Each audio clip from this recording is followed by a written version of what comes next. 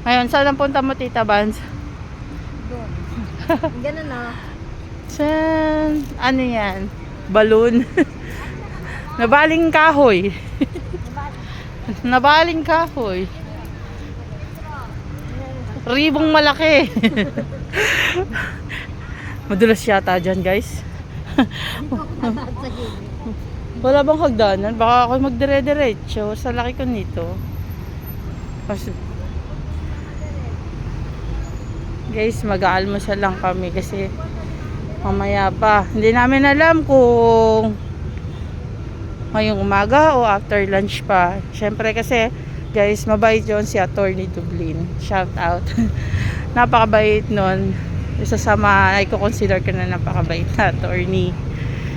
Hintayin namin kasi sobrang busy ni Attorney Dublin. Mabait yun eh. Ayan. Daan mo na kami dito.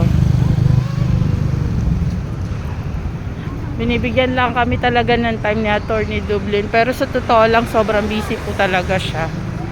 Sinisingit niya lang po talaga kami sa schedule niya. Maraming salamat po sa inyo, Attorney Dublin. God bless po.